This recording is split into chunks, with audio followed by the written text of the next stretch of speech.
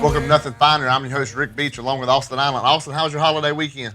Great weekend. Spent some time with family and friends, for Thanksgiving, and got to watch the dogs stomp on the Yellow Jackets a little bit. And now I'm ready to get into this big, huge Goliath matchup we got this week. So yeah, Georgia obviously coming off the 52-7 win, but we ain't gonna get into that game. There's really, while we talk about this SEC championship, we'll go back to it a little bit with the injuries and suspensions we're going to talk about. Well, it's like we said last week. Don't no matter how much we win by, you're not going to learn a lot from this game. Now that was the worst whooping we've gave the Yellow Jackets since 02, and we know how that turned out in the 02 SEC championship.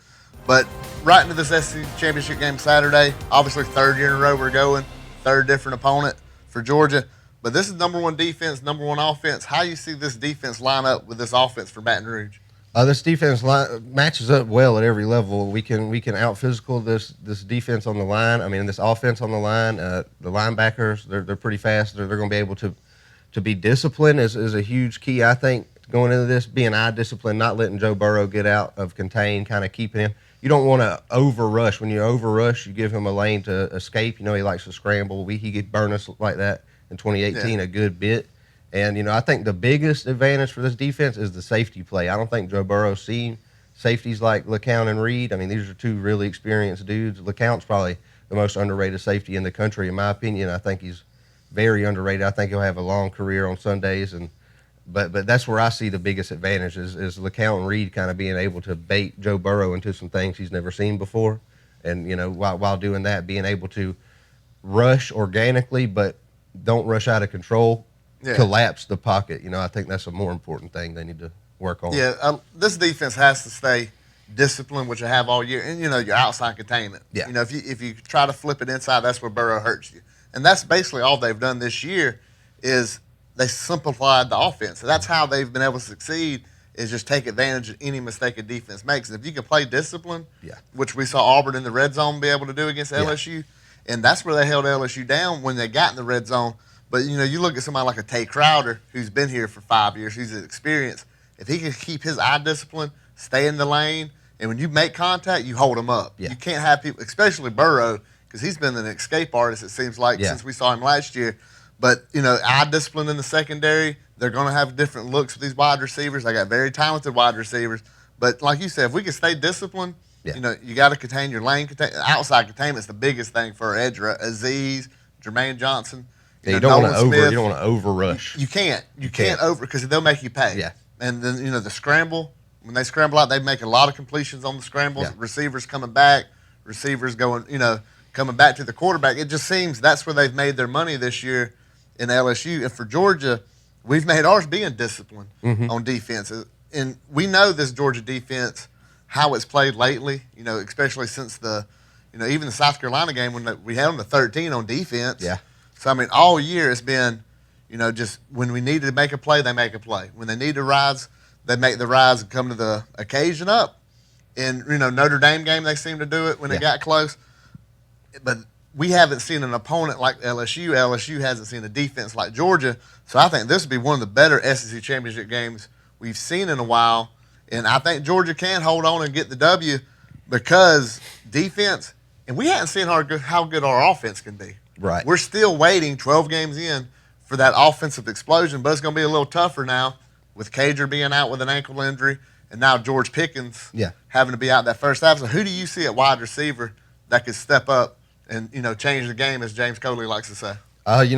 Some name I've been love-hate relationship with all year. Tyler Simmons is that guy. I think he's been making plays the past 2 weeks, and, he's really come to the forefront, and he's definitely a verbal leader of this team. And, but to me, the first half isn't about which receiver you go to. I think you use these running backs. I mean, you got running backs that are super explosive. You need to use all of them. You need to use Cook. You need to use White. You need to put them on the field at the same time like you did last week. And, while Pickens is out, you have a chance to exploit them in different ways with James Cook to the edge, screen passes and swing passes and stuff like that. So that's what it's about to me. So it's really like a two-headed game plan. The first half, everything's going to be a little different because the absence of Pickens, the absence of Cager, So you really want to attack them differently. Obviously, they'll pound Swift in there. But, just Tyler Simmons. Tyler Simmons got to step up. We know he's going to block. He's going to make good blocks. And, if the ball comes his way, he's got to bring it in and be a leader and take it. Yeah, we know we got to establish the run. I mean, you've watched Georgia football long enough to know we got to establish the Yeah. running game, but you got to have some passing concepts in there to open up some of these running lanes. So we're going to have to throw the ball. I can see Tyler Simmons being as good a blocker as he is, and somebody else is going to have to step up. With Pickens and Cage gone, and Tyler Simmons has had a couple good weeks. After struggled the first part of the season on into the towards the latter part, but when's Kyrus Jackson going to have his moment where he makes these plays? We've seen him make a catch here and there, but he's had a lot of drops this season. He seems to be getting a little bit better in the blocking game, because I feel like losing Pickens and Cage are not only your best two pass receivers, but you missed your best two blocking receivers out there. And having Pickens come back in that second half is going to be a game changer. It's going to be a lot different. But that first half, you can't get in a hole. You can't, you don't want to dig yourself a hole. But we know going in, we got to establish the running game. Yeah. And Swift's health is going to be a big deal. We don't know how bad his shoulder is. We don't know how bad, it says it's a contusion. But it could be something as simple as just, icing it this week, resting a little bit, and he's good to go. But he could take a hit and see it hurt to come back hurting again. So that's a little scary on his part, because you're never really going to hear a coach say how bad or how okay it really is. Hopefully it's not too bad, because we're going to need Swift to really win this game. As good as our backups are, as good as our 2, 3, and even 4 running backs are, Swift is still the workhorse. He's got to be able to tote the load. But like you said, I want to see James Cook out there. I want to see Cook get the ball, not just in the receiving aspect, but, getting the handoffs. He's got so much talent, and his speed is so different than anything we've seen.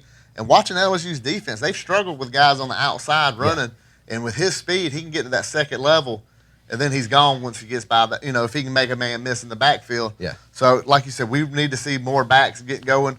But Zamir hadn't played as much lately. Do you think there's anything going on with him, or you think it's like we've said, it's the Nick Chubb 2016, to where he just had to recover, that year of recovery? Yeah, I think that's what it is. I think Kirby's just being a little bit more cautious with him. I mean, but he'll get his chances. I think he'll get some carries in this game, because he's a good change of pace. I mean, he's a big dude. He's strong. He runs hard. He's Brian Harrion times 10. You know what I'm saying? He's a strong dude.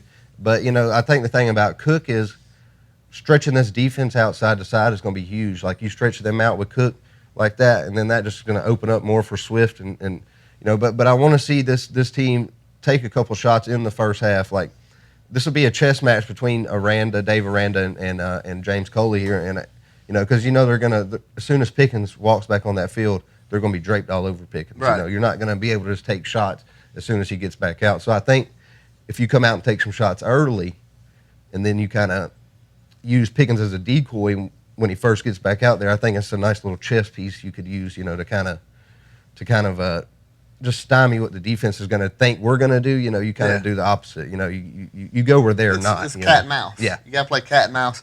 There's other guys at this receiver position we expected to see more of this year, and I'll go right to Matt Landers. Yeah. He made a catch last week. Good stuff. He's made some bad drops this year. He's made some, he's pulled up on some plays. Yeah. But, it's somebody as simple as Matt Landers with his size. If he can start that first half and get going, it'll open the Kyrus Jackson. It'll open the Tyler Simmons up. It's just a matter of who's it going to be. Another name that we've talked about, he's had catches every game, Demetrius Robertson. Yeah. He hasn't had his game or his moment where he's kind of, stood out as being this 5-star player from Savannah that went to Cal, transferred back. When's he going to have – is this going to be the week he has his moment at Georgia where, he's just, every week he seems to make a catch here and there, but he hadn't been a difference maker like he was supposed to be coming out of high school. Yeah, it's hard to tell. I mean, it's really hard to tell through this point of the season. I mean, I'd love to say, this dude's going to come out and ball out, but it's hard to say, man. He's been so inconsistent. It's just whoever the ball comes to at this point, you got to make a play. I mean, this team is a lot of freshmen and sophomores, but these sophomores have been here. Yeah. They played in this game. There's a lot of 2017 kids on this team. LeCount, Swift, Fromm, Thomas. A lot of these guys. Tyler Clark, he's been around for a long time. These guys, they've been in this position before, and I think that's an advantage because LSU hasn't been in this position since 2011. Is that the last time they played in it? So, I think that's an advantage. Dogs there, the experience. Kirby knows this is a normal business week for us. This is normal. We do this every year. So I think, you expect it. Yeah, you expect it. Yeah, exactly. And But as far as these receivers making plays go, I mean, they just got to make a play. It doesn't matter who it is. I mean, we've seen Charlie Warner get his first career touchdown last week, and I think this is what it's all about. The ball, Jake Fromm's going to play point guard, regardless of who's on the field. He's going to play point guard. You get open, he's going to dish it to you. So you got to be willing to do everything in your power to make that play when it comes your way. My biggest thing is just seeing like Karis Jackson, Demetrius Robertson. The talent's there. Yeah. That's the point. The whole point that's trying to make. The talent's there. These aren't untalented wide receivers. These are guys that come to the University of Georgia because they were 4- and 5-star guys. Yeah. And I don't believe they've regressed. I don't think they've really had their moment to really come out. And now we'll get into a player that's regressed, obviously regressed this year. Jake Fromm has not had a good season. But I feel like they got to have Jake Fromm to have a game. He don't have to come out here and throw 90% completion rate. Yeah. But he's got to complete some passes. He can't be under 50% and us win this game. Yeah, he's definitely got to make more, and he's got to make the smart throw. But a lot of it comes to the offensive line too. A lot of these missed plays that Jake's had, there's been dudes in his face, and it's hard to make a read when you got a guy in your face. So I think, even versus Texas A&M last week, the pass protection was not up to my standard anyways. I think they got to do a little bit better job of that so Jake can actually see where he's going with the ball. And I seen DJ Shockley talk about this on Twitter last night, Jake's mechanics, and I was watching this little film breakdown, and he was right, man. Jake has a habit of wanting to lock that front knee out, and that's something that's got to change. Jake's got to be able to bend and throw it on a rope, not let it sail. And he missed Brian Harrion on the open wheel route at Texas A&M, because he let it sail because his mechanics was a little bit off. And I don't know if that's something that's James Coley or whoever the quarterback coach is, I mean, it is a little bit of regression, but I think we know what Jake Fromm's capable of. Everybody knows that. I don't think it's a permanent regression. I mean, he could easily come out and throw for 300 yards and 3 touchdowns, but it's just it's hard, man. It's hard to say what the problem is at this point right now. Well, I think in the last 4 games he's been under 50%. Yeah. But you're a game away from everybody forgetting that. This is the SEC championship. You come out from have a big game. Or he just have a good game. He ain't got to have a great game. He ain't got to light the scoreboard up, because that's not what the quarterback position does at Georgia. We don't need a quarterback to light it up. We just need you to be consistent, make the throws, put us in a good position. That first down miss is a big deal. Yeah. Because, if you miss a 4-yard play, now you're 2nd and 10 instead of 2nd and 6. You got to get 3rd and manageable. 3rd and 4 is where you want to be. And that has to be on the quarterback to get us in those positions to get that going on. Because our running game, you just can't run it every down. We've seen that before where it's not going to work out. No matter how good you are, they're going to put 8, 9 up there, and you're going to have to figure a way to get around it. And that falls on Fromm to get us in a position where you don't know if we're going to run it or pass it. And right now, I haven't seen Fromm play like 2018 or even 2017 when he was a freshman, and rather be a lack of confidence out of the wide receivers or lack of confidence in the offensive line, because he has had more pressure this season, it seems like, than the first 2. Although the sack total – he's only like 8, 9 sacks all season. Yeah, he's been good at getting rid of it. But, the times where he's had people in his face and he has to get rid of it, those passes don't get completed, Yeah. So they fall short. They pick 6 against South Carolina. But even against Georgia Tech, who had no business getting some pass rush on him as much as they did, we've seen the ball flutter out, throw it, underthrow on some time. So, but this offensive line, I don't know if it's because they haven't played together, it seems like, due to injury, but they're going to have to step up big time and get the run game, but really protect Fromm. Yeah, definitely, and that's a huge key. And I don't think nobody's. I mean, sure, there's a lot of Georgia fans who asking Jake Fromm, to go out there and score 50 because that's what they see everybody else do.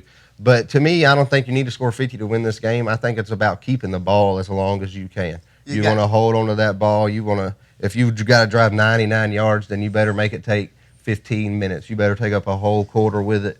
And you hold the ball, you keep getting first downs, you keep chopping, you just keep chopping. That's what Kirby built this team on, and I think that's what this game's all about, is the keep chopping mentality. No matter how you get in these passes or runs or whatever you decide to do, you got to keep the ball away from Joe Burrow as much as possible. He can't score standing on the sideline. No. So if you keep him on the sideline, and that puts pressure on an offense like LSU. Yeah. LSU, they're used to scoring, bam, real quick. If you keep them on the sideline and then you score, they feel like they got to score in a hurry. Yeah. That's just the way they're made up, is they're a high-power, high-scoring team. So if you make them like, man, we didn't have the ball 7 minutes, we got to score, and you can force them into mistakes.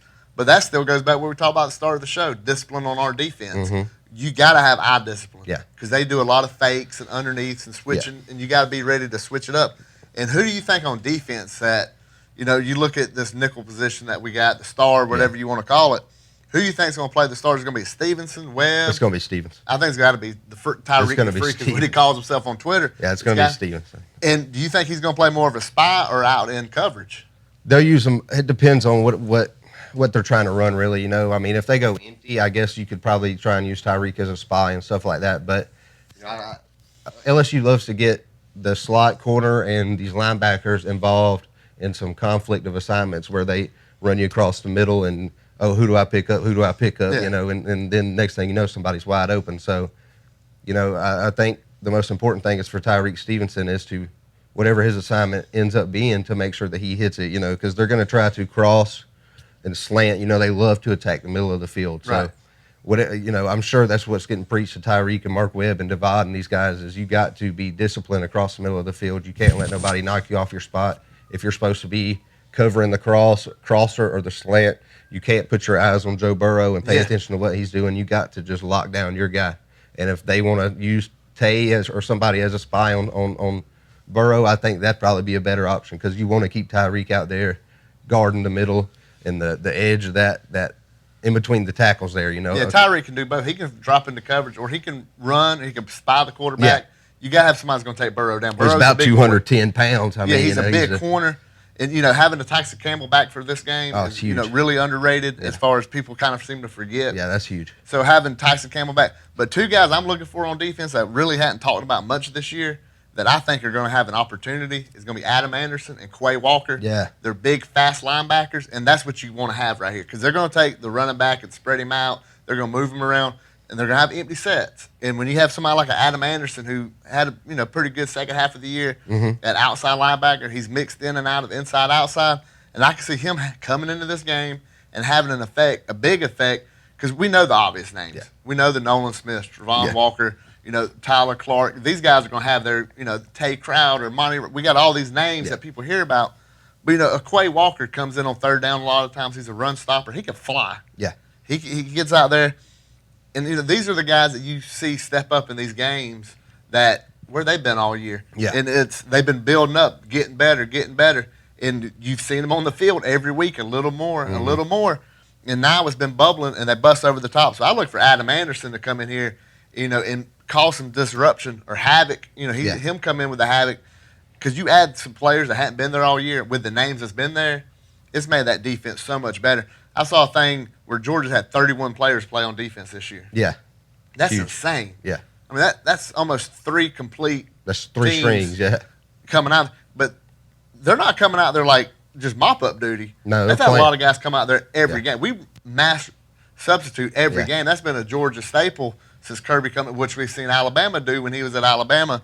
So it's no surprise that Kirby does it, but it helps our depth so much better because we can just rotate, 3 new defensive linemen, 3 new linebackers in the DB. Yeah. And not miss a beat and go in there because every player does something different. When we had a Roquan, he stayed out there all the time because he could cover, he could blitz, he could do everything you need to do. He's the best player on the field. You don't take him off the field. Well, he could do everything. Yeah. When you got somebody like Tay Crowder who might be better in coverage. Yeah, or Monty Rice. You want to put N'Kobe Dean in the place of Monty Rice a lot. Yeah. You'll see this a lot because what they like to do is they like to run 11 and then run Clyde Edwards or whoever out, and then Joe Burrow be empty. And N'Kobe Dean being in that middle of the pack as fast and athletic as he is, and the fact that he can cover is a huge deal. Yeah, but when N'Kobe's a junior, you won't see him come out. No. Because then he could do, like Roquan, we didn't see him until his junior year. They'll get bigger, stronger, faster. Yeah, and that's why for Georgia, you don't want to be at the substitute as many players as they do now, but Kirby's so good at finding their skill set and using that for that particular play. Well, we need somebody that can do this, so let's put he moves these chess pieces around. Usage. Yeah. And you see it in the recruiting when he gets these grad transfers or transfers and recruit, a 3-star that may be underrated. Kirby has such roster control, roster management, unlike anybody I've seen. And it kind of, you can look over across the river and say, Alabama misses that. They miss having Kirby on their recruiting staff, on their game day staff. I mean, they've given up 40 points 3 times, their last 3 losses over there. Georgia ain't give up, knock on wood, 40 points in a while. They ain't gave up more than 20 points. They ain't gave up more than 20. And you look at this season, Who talked about Georgia defense coming in this season? Who thought Georgia defense was going to be Right. dominant coming into this season? And the scary part, these guys are coming back next year. Yeah, all You're of them gonna pretty lose, much all. you're going to lose lose 3 or Tyler 4. Clark. Yeah. But then look what you replace him with. Jordan Davis is going to be better next year. He's going to be even better. Some of these younger guys, Devontae White, who I hope he didn't play last week. We need Devontae White to play this week. I'm thinking that's why he didn't play against Tech. Yeah. Was getting him up here. We have so much talent on defense, and our offensive woes has kind of helped us in a way because nobody talks about how good our defense is until the last 2 or 3 games of the year. People started wanting to give our defense credit because the national media is obsessed with offense. Yeah. Everyone wants to talk about this offense. And Georgia defense we set out to chop wood. Every week they chop wood. Every week. Mm-hmm. And now, lo and behold, we're playing. We got the number 1 defense in the SEC, one of the top defenses in the country. And considering the teams we've played, that's amazing. You look at Georgia played 3 top 12 teams and have won those games and ain't give up over 20 points in any one of them games. Yeah, that's and tremendous. You look at Auburn. We held Auburn to 14 points, which they got in the fourth quarter of a game that was almost out of hand, 21-0. They got 14, made it close. They just scored 48 on Alabama in the same stadium that we held them to 14. Yeah. Now, granted, our offense isn't world beaters. Our offense ain't scoring 35, 40 points a game. No. But it don't have to. And people that want to get on Facebook and Twitter and jump on this Georgia offense, they're doing what it takes. Okay, they punted 11 times against Auburn. They won. Yeah. Okay, they had a punt against, they had 3 and outs to start the game against Georgia Tech. They won. So, I mean, our defense gives our offense that we got your back. Mm-hmm. We got your back. And that's they the got team each other's concept. back. And eventually, this defense knows, just like we've been saying it for weeks, this offense is going to have their time. Okay. Now, we don't count the Georgia Tech game because we knew going in that was going to be a shellacking. Yeah. But, this could be the game where they pop out a little bit. LSU defense rised up a little bit last week. Yeah. They held Texas A&M to 7 in Death Valley. I know it was a close game with Georgia. Texas A&M was whooped up. Yeah. They had -1 rushing yard against Georgia. You can't tell me they wasn't physically beat up when they left Athens the other week. So, yeah, they were beat up when they got to that game last week. I ain't got no problem saying when they got to Baton Rouge, they were done, ready for the season to be over with.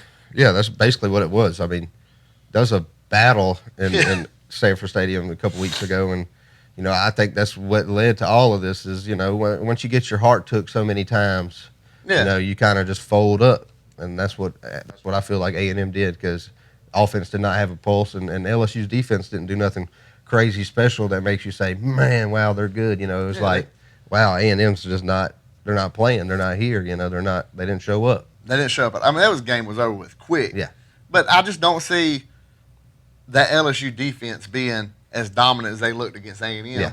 And really and truly, Georgia's offense, if they could just put together a game like they did in Jacksonville, well, they wasn't world beaters. They wasn't, but they were consistent. They converted third downs. They made, they kept the chains moving, and they kept, Trask on the sideline. Yeah. Now, we got to have longer drives. We need to come out with a little more fire and passion.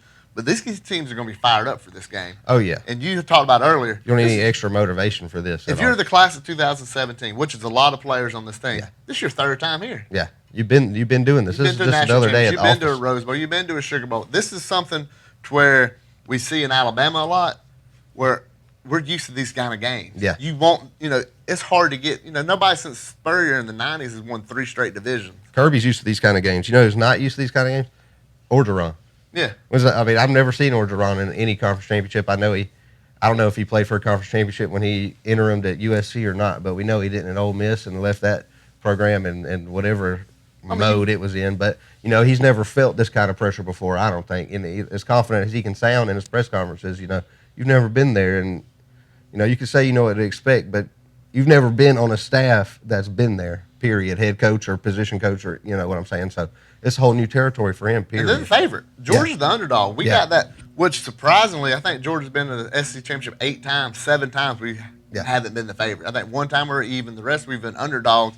But you talk about the pressure on Orgeron, you got this number 1 team in the country. You got this number 1 offense. Everybody's talking about how great you are. You got to win the SEC. Mm-hmm. I mean, I know they're going to get into the playoffs unless something absolutely insane happens, which I don't see happening. They're going to get into the playoffs, but they can't go into this game saying, well, we're going to get in. Yeah. They're going to come out there with their hair on fire to try to win it, but the pressure's on them. Yeah, it's all on them. At the beginning of the season, you would say it's on Georgia because we were preseason top. When we lost to South Carolina, everybody in the national media wrote us off. Yep. That's it. They're done. Even David Pollock said we was on life support on that little clip. So you look at that now, and you see where Georgia's at.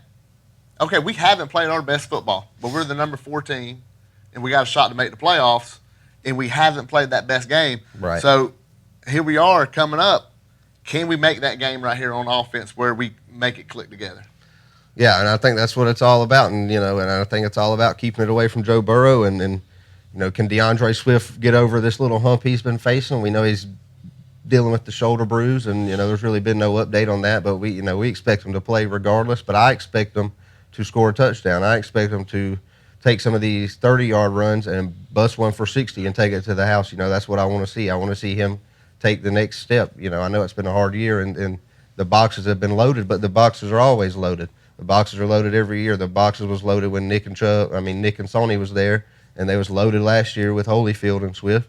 But you just got to make a play. You got to find a way to make a guy miss and accelerate and score a touchdown. You got to contribute. Yeah, that's what we hadn't seen from DeAndre. We haven't seen those 60, 70-yard runs that would just put a game away. Yeah, we'll see him convert first downs like nothing, but we need to see him. When's he going to make that run that puts a game away? Yeah. 2017 SEC Championship, 2018 Kentucky, 2018 Auburn game, where he seemed to just put your foot on the throat. Yeah. And, we haven't seen Georgia do that this year. That's been the scariest thing to me is we haven't put our foot on the throat and, just cut the air off of somebody. We had a chance at A&M. We had a chance with Auburn. We had a chance with Florida, and we haven't done it. Yeah. And so maybe now that's got to be something Georgia has to do is put your foot on somebody's throat and finish them off. So real quick, what's going to be your score prediction for this weekend's SEC Championship? I've been going back and forth with this one, and it's so hard because you want to give LSU the respect, that you think they can score, and they can score. But, I feel like we're not going to have to score more than in the high 20s to win this game. So I'm going to go 28-22 Dogs. 28-22. And I can see that. I think Georgia's going to win this game a little different. I think it's going to be 27, and I'm going to give them 27-20. And I think it's the red zone. We've seen them struggle in the red zone, especially against Auburn. They're not going to be able to score that last touchdown. That touchdown put them over there. So that's all we got this week. Twitter, @NothingFinerPod. Facebook, you can search Nothing Finer Pod. Go to nothingfinerpod.com. Archives, we got all kind of cool stuff on there. You can get in contact with us. YouTube, be sure to hit the subscribe, notification. We're going to have some cool stuff after this, getting ready, hopefully going into the playoffs. Yeah. We'll be able to crank some things up a little bit and have some good pre-playoff shows for you. And, really and truly, that's where I'm thinking playoffs. We've said out of your bus. I think you have to going into the season. So you can go to subscribe, hit the notification, please, on there. That's all the time we got this week. God bless. Go Dogs.